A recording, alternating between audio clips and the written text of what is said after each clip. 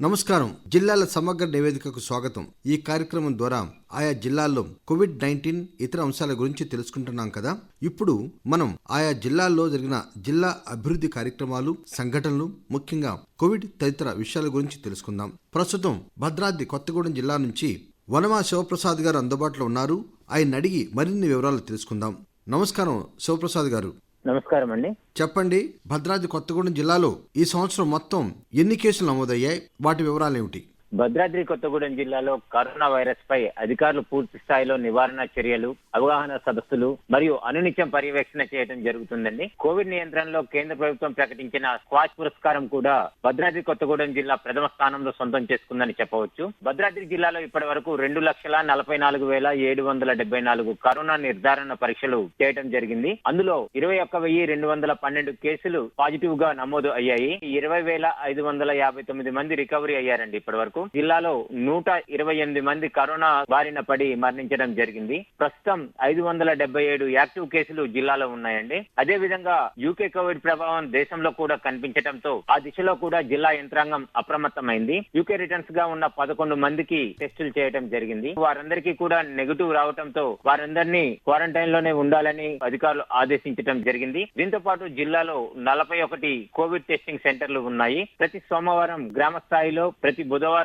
మండల స్థాయిలో, తదుపరి 2 రోజులలో జిల్లా స్థాయిలో ఈ కోవిడ్ పై ప్రత్యేక రివ్యూ అధికారులు చేపడుతున్నారు. దీనితో కోవిడ్ కి సంబంధించి చర్యలను ఏ విధంగా తీసుకోవాలి, కోవిడ్ రహిత జిల్లాగా ఎలా చేయాలి అనే ప్రయత్నాలు జిల్లా యంత్రాంగం చేస్తుందండి. జిల్లాలో స్వచ్ఛ భారత్ కార్యక్రమాలు ఎలా జరుగుతున్నాయి? ప్రధాని నరేంద్ర మోడీ గారు ఇచ్చిన స్వచ్ఛ భారత్ నినాదాలతో స్ఫూర్తిదాయకంగా జిల్లా యంత్రాంగం పనిచేస్తుందని చెప్పవచ్చండి. జిల్లాలో 2,11,198 నివాస గృహాలు ఉన్నాయి.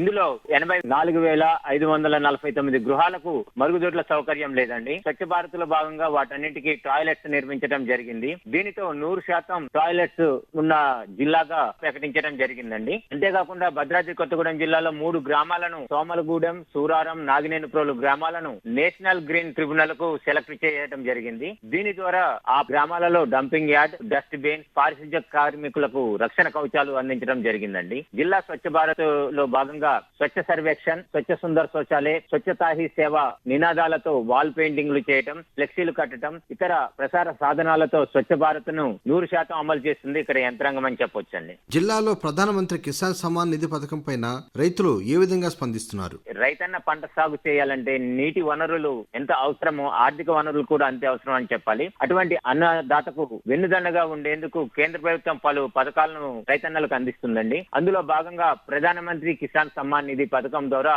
రైతుల ఖాతాల్లో ఏడాదికి 6,000 రూపాయల చొప్పున జమ చేయడం జరుగుతుంది. భద్రాద్రి జిల్లాలో 1,28,384 మంది రైతులు ఉండగా 51,874 రైతు కుటుంబాలకు ప్రధానమంత్రి కిసాన్ సమ్మాన్ నిధి యోజన పథకాలు అందుతున్నాయని చెప్పవచ్చు. ప్రతి 4 నెలలకు ఒకసారి 2,000 రూపాయలు రైతుల ఖాతాలో జమ అవుతున్నట్టు వారి సెల్ కు మెసేజ్ రావడంతో ఆ డబ్బును వాళ్ళ వ్యవసాయ అవసరాలకు వినియోగించుకుంటున్నారు జిల్లా రైతాంగం అండి. మరొక ప్రశ్న, జిల్లాలో గిరిజన నిరుద్యోగ యువతకు కేంద్ర ప్రభుత్వం ఎటువంటి సహాయం అందిస్తోంది?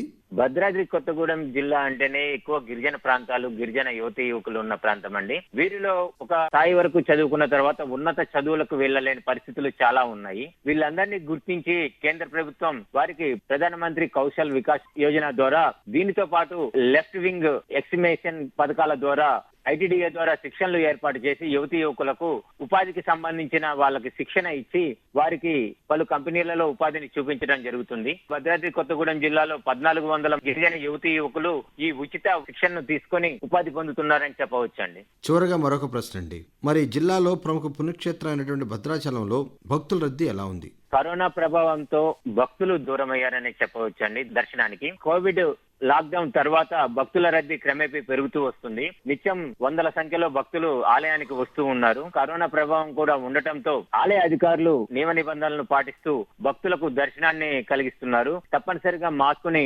పెట్టుకుంటేనే లోపలికి దర్శనం ఇస్తున్నారు. అలాగే శానిటైజర్ అందిస్తూ భౌతిక దూరాన్ని పాటిస్తూ దేవుడి దర్శనానికి అవకాశం కల్పిస్తున్నారు. భద్రాద్రి కొత్తగూడెం జిల్లాలో కరోనా పరిస్థితి తదితర విషయాలు తెలియజేసినందుకు ధన్యవాదాలండి శివప్రసాద్ గారు. ఇదండి భద్రాద్రి కొత్తగూడెం జిల్లా నుంచి వనమా శివప్రసాద్ గారు అందించిన కోవిడ్ తదితర అంశాలకు సంబంధించిన జిల్లా సమగ్ర నివేదిక. మరో రోజు మరో జిల్లా సమగ్ర సంపూర్ణ నివేదిక విందాం. అంతవరకు సెలవు. నమస్కారం.